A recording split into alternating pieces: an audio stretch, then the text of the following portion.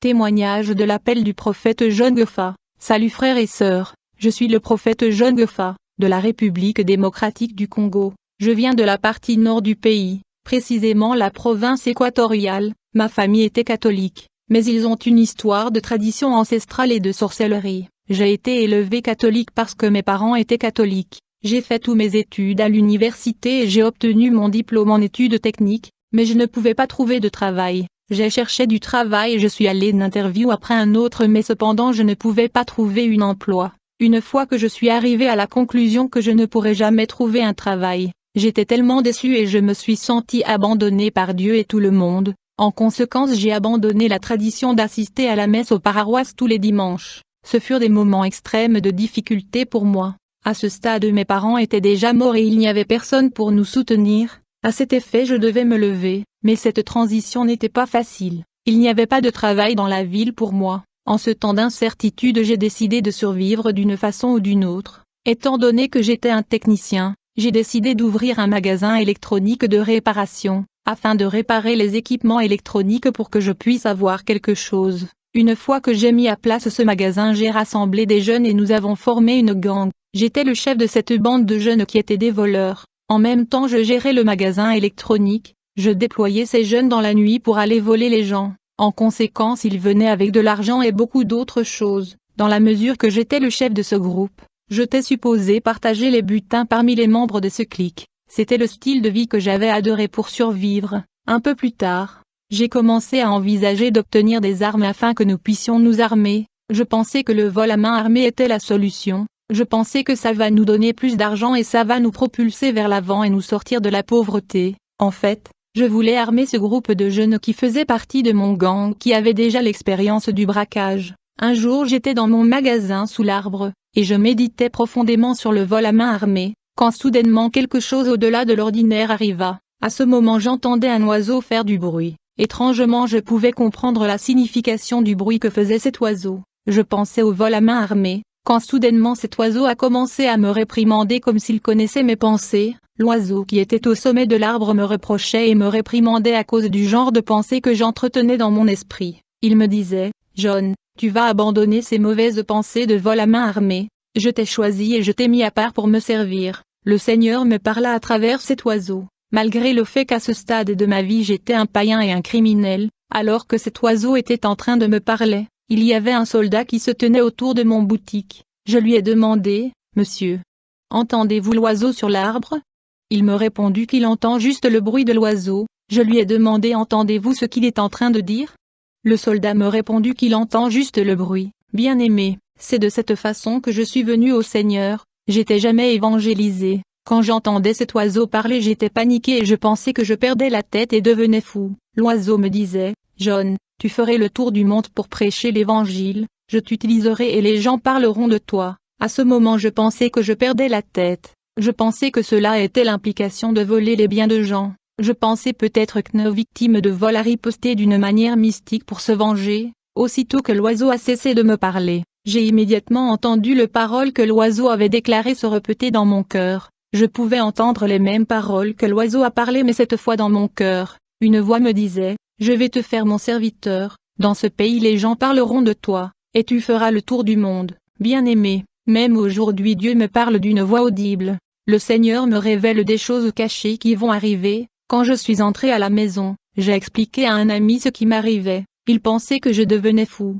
Je n'étais pas moi-même ce jour-là, j'étais troublé. Je me disais que j'ai volé des biens d'autrui. Voici le résultat. C'était dans la nuit quand je suis allé dormir que les choses ont dégénéré. Je dormais profondément quand j'ai entendu une voix m'appeler et me demander de me réveiller. Dès que je me suis réveillé, j'ai immédiatement remarqué que mon corps dormait. C'était donc mon esprit qui s'est levé. La voix me dit, « John, nous devons visiter le monde, frères et sœurs. » Je pouvais entendre quelqu'un parler mais je ne pouvais pas voir la personne. Pourtant sa présence était là, donc il n'y avait aucun doute en moi. C'était Jésus-Christ lui-même. Quand il est venu cette nuit-là, il me dit « Nous devons visiter le monde ». Tout de suite Jésus me transporta en Europe. Mais je n'ai jamais été en Europe auparavant. Puis nous sommes allés en Asie et en Amérique. Jésus me dit, « John, toutes ces terres et ces gens sont les œuvres de mes mains. J'ai fait toutes ces choses. » La voix de Jésus était claire et explicite. Même aujourd'hui il me parle clairement et explicitement. Quand nous avons visité le continent africain, j'ai remarqué que les autres continents étaient différents de l'Afrique. Quand nous voyagions sur le continent africain, j'ai vu beaucoup de matières premières. J'ai remarqué que tout l'océan et les mers se dirigeaient vers l'Afrique, dit Jésus. Je voulais que l'Afrique soit la réserve de matières premières mondiale. L'instabilité en Afrique est le résultat de la lutte de puissance mondiale pour ces matières premières. Puis je me suis réveillé du sommeil. Malgré cette expérience, je n'étais pas converti. Ce jour-là, je suis sorti avec ma copine et nous sommes allés dans les bars et les discothèques. Les jours suivants, il y avait un silence. Je ne pouvais plus entendre la voix de Jésus. Quand j'ai remarqué que ce silence se prolongeait, j'ai décidé de me discipliner. En conséquence, j'ai entendu la voix de Jésus-Christ à nouveau. Jésus me dit, « Jean, je veux te montrer les conséquences du conflit et de la guerre qui a éclaté dans le ciel, et l'endroit où Lucifer et ses anges sont tombés. » Jésus me parla de la Révélation 12, et il y eut guerre dans le ciel. Michel et ses anges combattirent contre le dragon.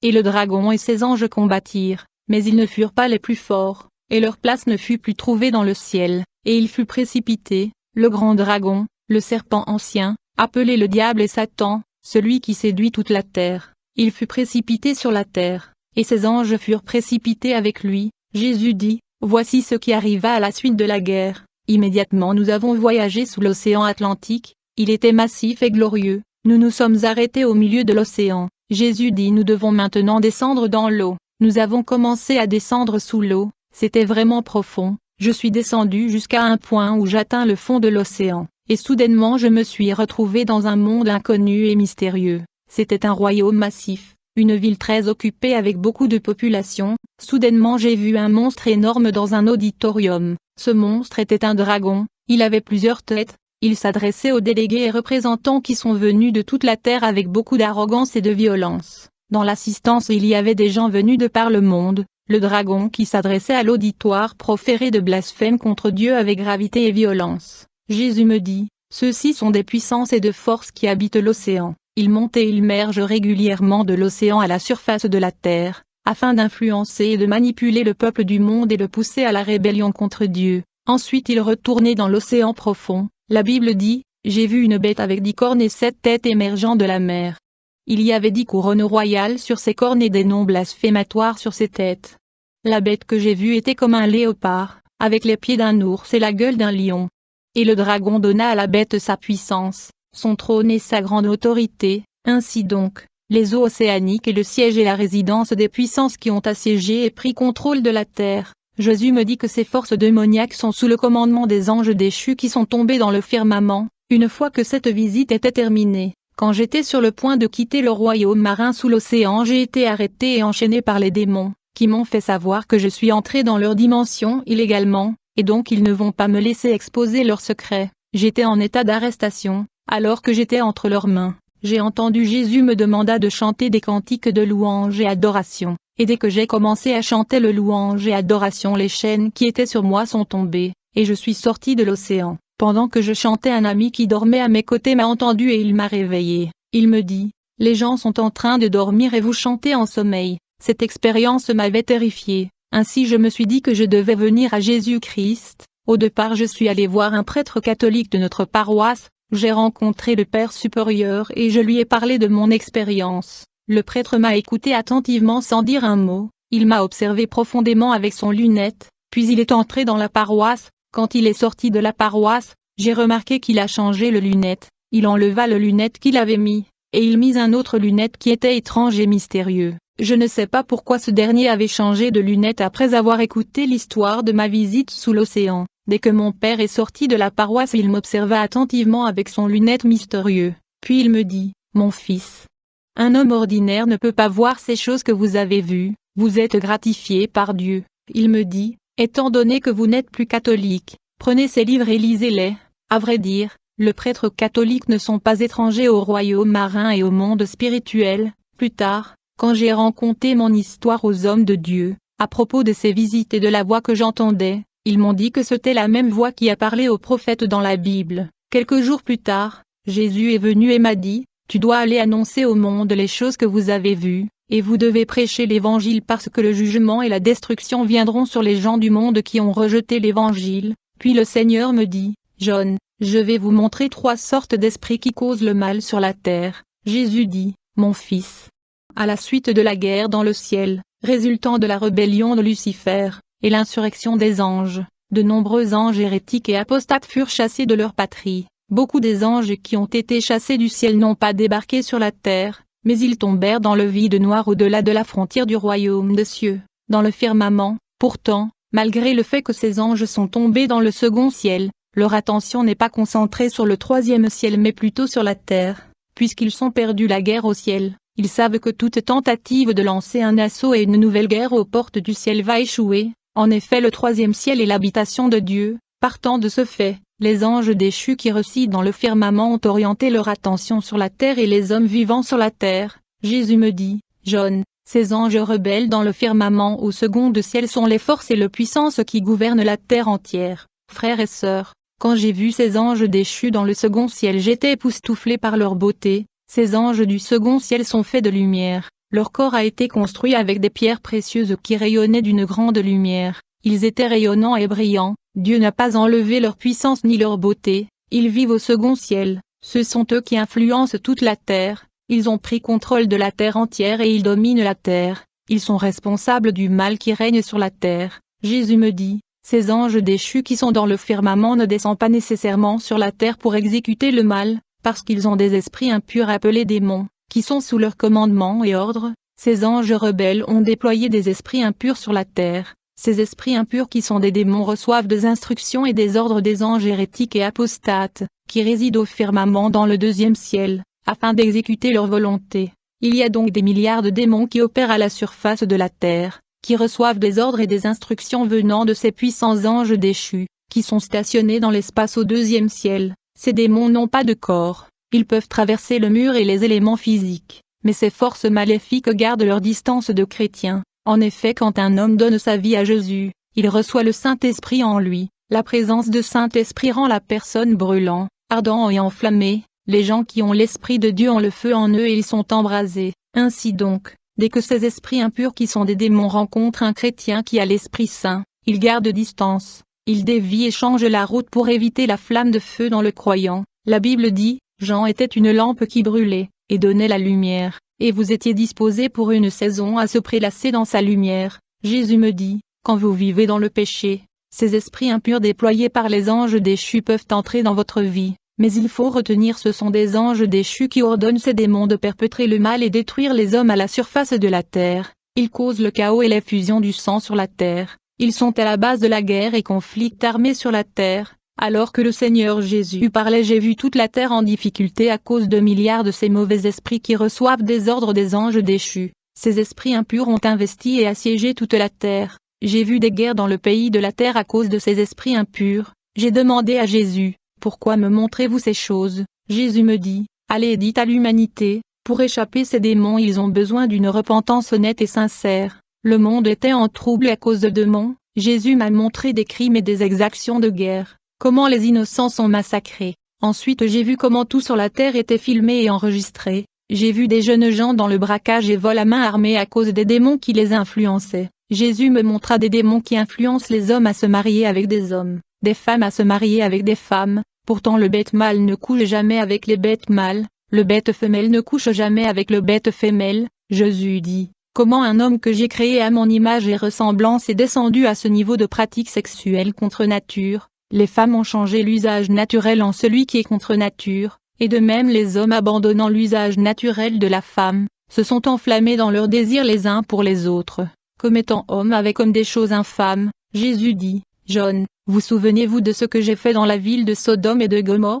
Si ce monde ne se repent pas, je jugerai le monde comme je l'ai fait avec la ville de Sodome et Gomorrhe. La Bible dit, si Dieu n'a pas épargné l'ancien monde mais s'il a sauvé Noé, ce prédicateur de la justice lorsqu'il fit venir le déluge sur un monde d'impies, s'il a condamné à la destruction et réduit en cendres les villes de Sodome et de Gomorrhe, les donnant comme exemple aux impies à venir, Jésus me dit avec compassion pour le monde, Jésus me dit, si je tuais Moïse et je l'ai enterré à cause de la désobéissance, qui peut être sauvé sans l'obéissance? Écoute mes paroles parce qu'ils sont vrais et vont s'accomplir. Je ne suis pas venu à toi avec joie mais avec inquiétude. Si les gens ne se repentent pas, si les gens échouent à garder mes paroles, le jugement arrive, le jour de l'Éternel arrive. Ce jour sera un jour de colère, un jour de trouble et de détresse, un jour de destruction et de désolation, un jour de ténèbres et de nuages. Jésus dit, ceci est la condition du monde, les gens doivent se repentir parce que mon temps approche, le jugement arrive, que ceux qui viennent à l'église passent par une repentance sincère. Aujourd'hui beaucoup joignent l'église sans passer par la repentance et la conversion, les gens doivent confesser et abandonner leurs péchés et changer le mode de vie parce que le jugement arrive. Allez dire au monde ce que vous avez vu, ne craignez rien, proclamez la vérité. Si le monde ne veut pas se repentir, le monde sera frappé par le jugement. Voici, je viens bientôt et ma récompense est avec moi, pour donner à chaque personne selon ce qu'il a fait. Frères et sœurs, mon message principal est la repentance, la sanctification et la purification. Ceux-ci ne sont pas des messages enthousiastiques. Nous savons que les prédicateurs de la prospérité sont ceux qui attirent tout le monde parce que beaucoup sont attachés au monde matériel qui est destiné à la destruction. Puis Jésus me dit, vous devez prêcher la repentance à l'humanité parce que beaucoup d'églises ne le font pas. Alors Jésus me dit, voici ce qui arrive quand un homme meurt avant le temps que je lui ai attribué, quand un homme meurt avant son temps son esprit va errer, étant donné que le monde est contrôlé par des anges déchus, les démons vont capturer cet homme et ils le forceront à entrer en accord avec eux. En fait ils vont l'enrôler dans l'armée de Lucifer et le déployer sur la terre pour travailler pour le royaume des ténèbres. Il travaillera pour le monde des ténèbres jusqu'à ce qu'il atteigne le nombre d'années que je lui ai attribué.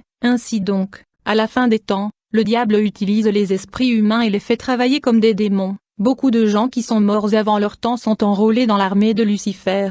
Ils travaillent et fonctionnent comme des démons sur la terre pour le monde des ténèbres. Pourtant ils sont déjà morts. Ainsi les gens qui meurent à cause de la sorcellerie sont capturés et mis au travail pour le royaume des ténèbres par leurs bourreaux. C'est le troisième type d'esprit opérationnel à la surface de la terre. Ils sont les esprits humains, qui étaient morts prématurément. Dans la partie nord de notre pays, la mort prématurée est fréquente. Les gens meurent prématurément à la suite de sacrifices humains. Ensuite les satanistes se rendent au cimetière la nuit, et ils font sortir leur corps de la tombe. Ensuite ils retournent l'esprit du victime dans son corps. À la suite de ceci la victime va devenir conscient et vivant. Enfin ils vont le mettre au travail et l'enrôler dans l'armée de Satan. Laissez-moi vous informer que beaucoup des étrangers travaillant dans notre pays sont des gens qui sont déjà morts officiellement, ils sont des gens locaux, qui sont morts victimes de sacrifices humains, puis ils sont renvoyés sur terre avec une fausse identité et fausse apparence. Ainsi, il y a des hommes sur la terre qui ne sont pas des hommes naturels et normaux. Jésus me dit, quand les années que j'ai allouées à ces hommes seront épuisées, ils finiront dans le séjour des morts. Ils sont le troisième esprit opérationnel à la surface de la terre. Alors que Jésus me parlait des esprits humains qui sont enrôlés dans l'armée de Satan, il me dit, John, aujourd'hui je prends la vie de ta tante. Aussitôt que Jésus a dit cela, immédiatement j'ai vu l'ange de la mort, Apollo, qui a apparu à ma tante. J'étais dans la capitale et ma tante était en province équatoriale, mais cependant je pouvais voir la scène terrifiante de l'apparition de l'ange de la mort à ma tante. Quand Apollo l'ange de la mort est apparu à ma tante, il dit à ma tante, je suis venu te prendre, parce que ton temps sur la terre est fini, le temps qui t'a été alloué est fini, bien-aimé. Beaucoup de gens meurent sous le choc car avant leur mort l'ange de la mort Apollo va apparaître pour délivrer le message de mort et les emporter. Quand l'ange de la mort vient, il n'y a rien qu'un homme puisse faire parce que le temps est fini. Vous ne pouvez pas acheter l'ange de la mort avec de l'argent. Cet ange de la mort fonctionne comme un officier gouvernemental. Il n'a aucun sentiment. Quand j'ai vu cette vision, immédiatement j'ai informé ma mère. Elle a eu peur. Mais le jour suivant ma tante est décédée. J'ai été surprise. Jésus m'a parlé et a dit que c'est ainsi que le monde fonctionne. Je lui ai demandé ce que nous devions faire. Il a répondu, vous allez devoir me craindre, garder mes paroles et me servir. Tu dois te repentir et te convertir. En outre, il y a des cas où quand un homme meurt son âme sera sur terre pour 3 jours. Il sera témoin de son funérail et de son enterrement. Quelques jours plus tard, après cette vision j'ai continué à passer 2 ans sous l'enseignement des hommes de Dieu. J'étais aux genoux des apôtres, puis le Seigneur est venu me voir. Il transporta mon esprit dans l'air, et il m'a montré une morgue, où j'ai vu beaucoup de cadavres, mais à ma grande surprise les esprits de ces gens qui étaient morts étaient autour de leurs cadavres, avant de se diriger vers le séjour des morts. Puis le Seigneur me transporta au lieu de repos au paradis, où j'ai vu l'arrivée de ceux qui sont morts en Christ, j'ai vu la construction résidentielle au paradis, j'ai vu des stations du royaume des cieux où les morts en Christ atterrissaient, les morts en Christ venaient de l'Afrique, d'Amérique et du monde et ils atterrissaient dans le station avant-poste, aux frontières du royaume éternel de lumière.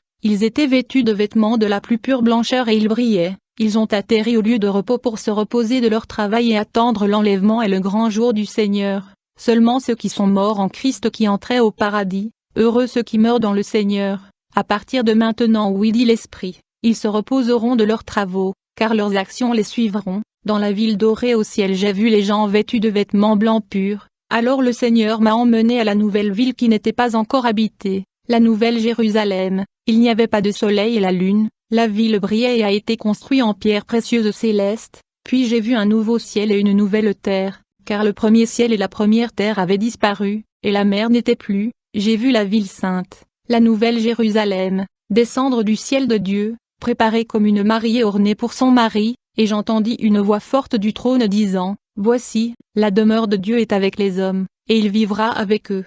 Ils seront son peuple, et Dieu lui-même sera avec eux comme leur Dieu. » À part ceux qui meurent dans le Seigneur, il y a des gens qui sont morts dans leurs péchés, ils se sont retrouvés dans le séjour de mort. Ensuite le Seigneur m'a emmené dans un monde où j'ai vu comme des milliards d'enfants, ils pleuraient, c'était comme une maternité. Jésus dit, « Beaucoup d'enfants que vous voyez ici ont été avortés. La mère, le père et le médecin qui ont aidé d'une manière ou d'une autre dans ces crimes seront jugés. Même si le bébé était juste du sang, il y aura du jugement. » La poitrine de ces bébés avait des étiquettes avec leur âge quand ils ont été avortés. Ces enfants demandaient justice parce que leur vie était interrompue. Ces bébés criaient fortement et mes oreilles ne pouvaient pas supporter le bruit, tout comme le sang d'Abel. La Bible dit, « La voix de sang de ton frère crie. Et maintenant tu es maudit et banni de la terre qui a ouvert sa bouche pour recevoir le sang de ton frère de ta main. » Puis Jésus me dit, « Regarde ce qui va se passer au temps de la fin. » Aussitôt, j'ai vu des tourments, des troubles et des calamités dans le monde. Les étoiles tombaient du ciel, le soleil était noir et il y avait des gens qui mouraient à cause de la chaleur extrême. Alors Jésus m'a montré le jugement du trône blanc, j'ai vu le monde dans l'impasse, puis j'ai vu sur une table les livres qui étaient ouverts, il y avait les 24 anciens qui étaient assis sur leur trône, et les gens furent jugés selon leurs œuvres. Jésus me dit, « Va dire au monde de se repentir car le jugement est inévitable. » Premièrement, j'ai vu une multitude des anges de Dieu dans le ciel, ils étaient innombrables. Parmi eux j'ai vu 4 créatures vivantes, ils avaient 6 ailes avec beaucoup de visages, chacun de leurs visages a un sens. Ils étaient plus proches de Dieu mais ils ne pouvaient pas regarder la face de Dieu. Par conséquent, ils devaient couvrir leur visage avec les 2 ailes supérieures. Les archanges se tenaient à une distance relative. Les 4 êtres vivantes qui sont plus proches de Dieu recevaient des instructions du Seigneur, et ils transmettent ces instructions aux archanges. J'ai aussi vu des anges de guerre, puis j'ai vu des milliards et une myriade des anges. Elles étaient nombreuses autant que les yeux pouvaient voir. Il n'y avait pas de fin à l'armée du Seigneur. Au-delà de ces foules des anges à 4 ailes, j'ai vu des milliards des anges à 2 ailes. Ils étaient nombreux. Puis j'ai vu sur le trône, une figure, une personnage masculine. Il était radiant comme de l'or, et il brillait, étincelait et scintillait comme un tonnerre. À côté de lui j'ai vu les 24 anciens sur leur trône. Ils étaient assis comme des membres d'un gouvernement. Puis j'ai vu un puissant archange sonner de la trompette. Par conséquent les gens qui sont morts depuis le commencement de la terre se sont levés de leur tombe. Puis j'ai vu des livres ouverts, y compris le livre de vie de l'agneau et le livre de souvenirs. J'étais choqué, parce que tout ce que nous faisons sur la terre est écrit dans les livres. Même si vous avez donné à quelqu'un une tasse d'eau, cela est écrit. Quand le Seigneur m'a montré le jugement du trône blanc, les 24 anciens étaient assis sur leur trône. La population mondiale passait par la délibération sur la base de ce qui était écrit sur le livre de vie et le livre de souvenirs. La population mondiale qui a été sauvée était 30%, mais 70% de la population mondiale était perdue. Alors j'ai vu le Seigneur Jésus-Christ pleurer pour la population mondiale qui était indigne d'entrer dans la vie éternelle, et j'ai vu des larmes sur les yeux du Seigneur. Il disait, « Je suis mort sur la croix pour ces gens, j'ai souffert sur la croix pour ces gens mais je les ai perdus. » La Bible dit, « Puis je vis un grand trône blanc, et celui qui était assis dessus. La terre et le ciel s'enfuirent devant sa face, et il ne fut plus trouvé de place pour eux. Et je vis les morts, les grands et les petits, qui se tenaient devant le trône. Des livres furent ouverts.